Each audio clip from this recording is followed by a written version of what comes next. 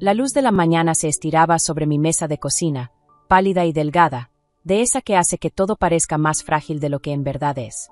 Había puesto una hoja rasgada de papel y escrito 3 palabras con letras cuadradas y cuidadosas: pan, detergente, banco.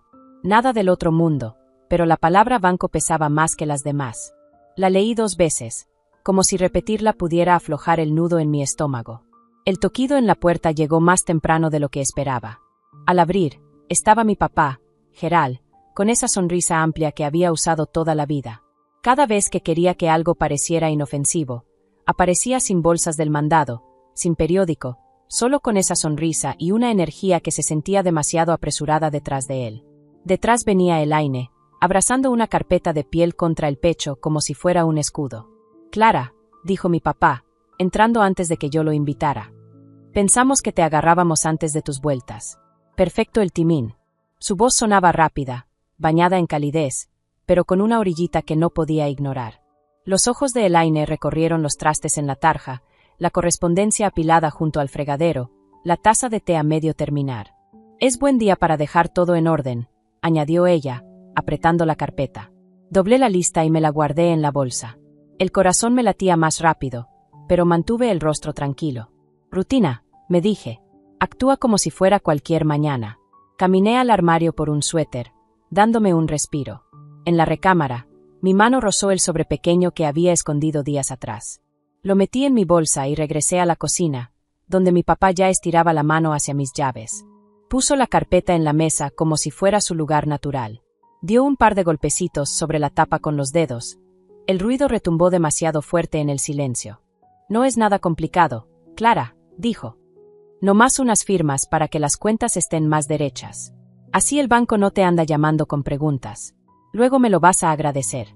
Elaine se sentó junto a mí, la carpeta entre las dos. Su perfume, dulce y filoso, llenaba el aire. Me tocó el codo apenas, pero apretó con fuerza hasta que me dolió el hueso. No me miraba, miraba a mi papá, como esperando su señal. Sonreí apenas, aunque el pecho se me cerraba. Viejas tácticas. Después del funeral de mi mamá, ya las había visto.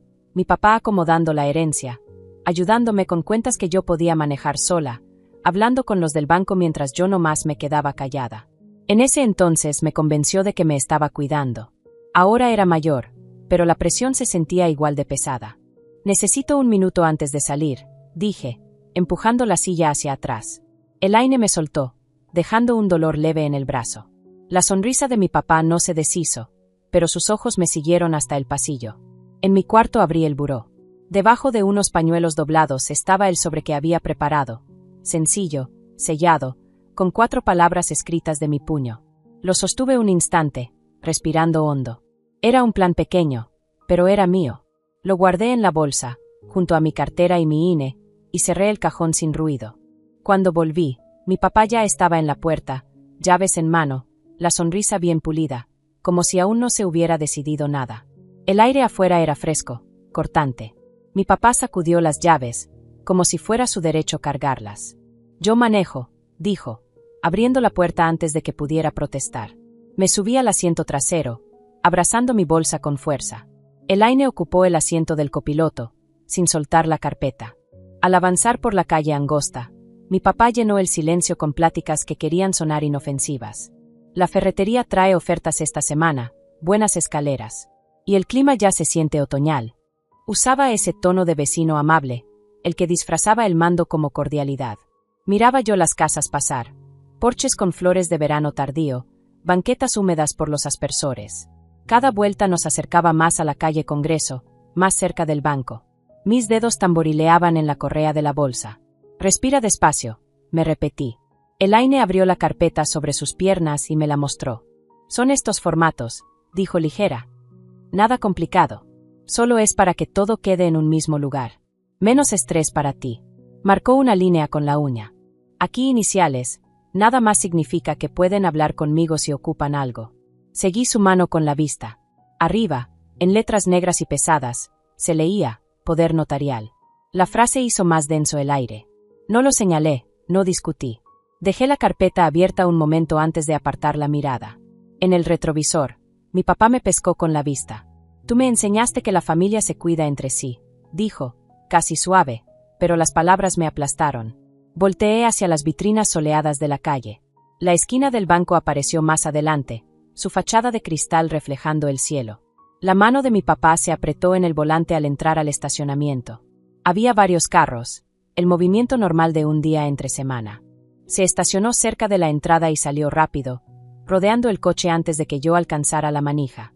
Me abrió la puerta con un cuidado exagerado. «Con cuidado, hija», dijo, como si fuera de cristal, como si no hubiera sido él quien me trajo hasta aquí. Las puertas de vidrio de la sucursal de la River Street brillaban con el reflejo del cielo.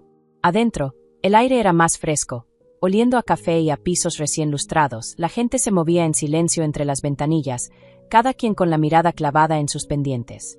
Yo caminaba entre mi papá y Elaine, sus presencias cerrándome como paredes en la fila del banco. Una muchacha de ojos amables levantó la vista. Su gafete decía Maya. Su sonrisa titubeó apenas cuando notó el moretón leve en mi antebrazo, la marca que me había dejado la mano de Elaine días atrás. En esa pausa me sentí vista, aunque solo fuera un instante, antes de que su expresión regresara a la calma profesional. Mi papá me guió hacia una mesa baja en la sala de espera, colocando la carpeta de piel con toda intención.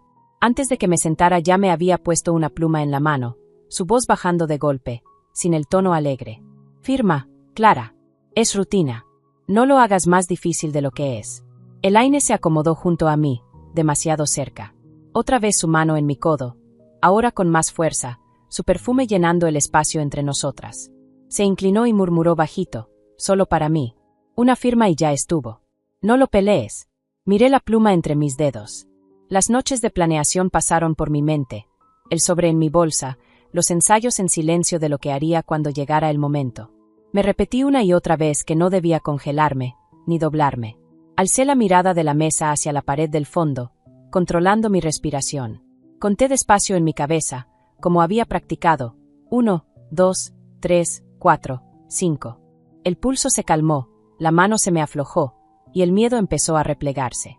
Del otro lado del lobby, una puerta se abrió con un clic. La gerente de la sucursal entró con paso firme. Julia Brooks apareció con la autoridad tranquila de quien conoce cada rincón de ese piso. Llevaba un saco azul marino bien acomodado, su gafete recto. Saludó primero a mi papá con una sonrisa cordial, pero sus ojos se detuvieron en mí un segundo más de lo normal. «¿Por qué no revisamos estos papeles en un escritorio?», sugirió. «Siempre es más fácil en privado». Mi papá asintió rápido, ansioso por avanzar.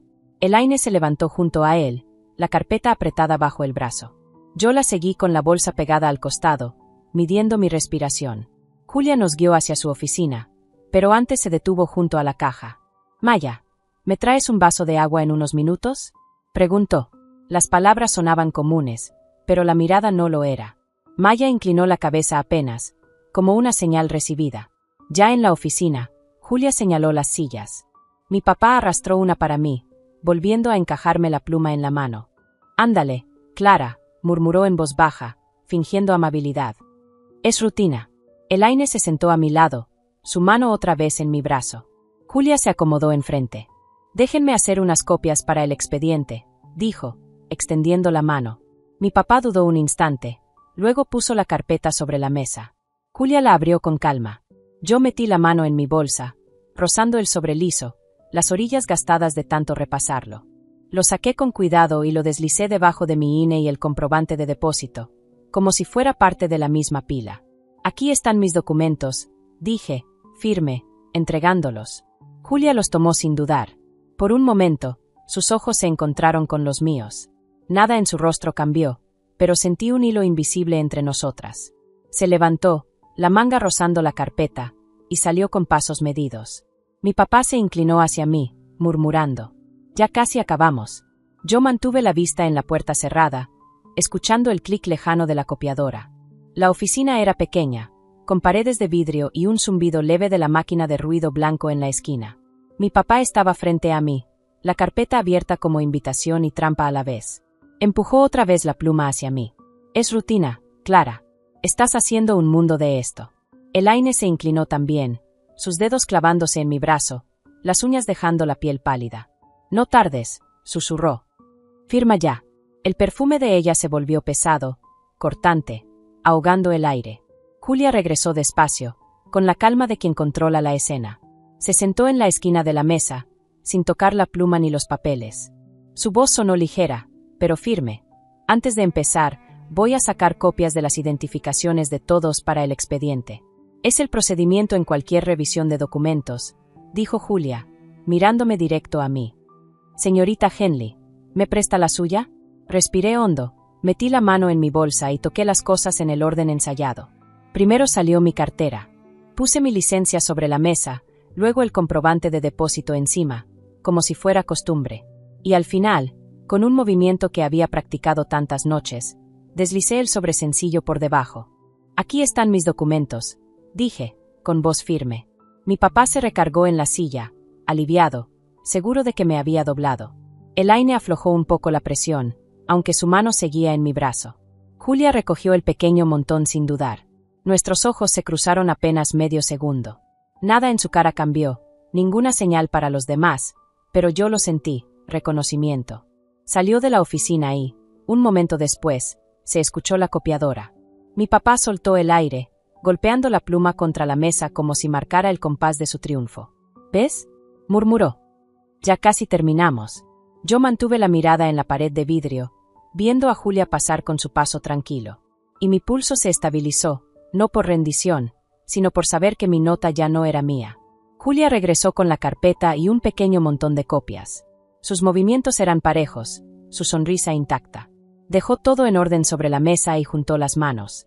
Antes de continuar, dijo, necesitamos verificar información directamente con la titular de la cuenta. Es parte de nuestros requisitos de conozca a su cliente. Necesito hablar a solas con la señorita Henley.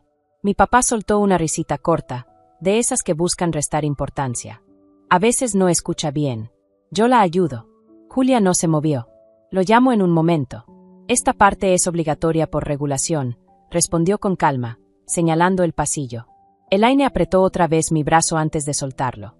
Está bien, te esperamos afuera, dijo con una voz alegre, pero la mirada fue como filo de vidrio.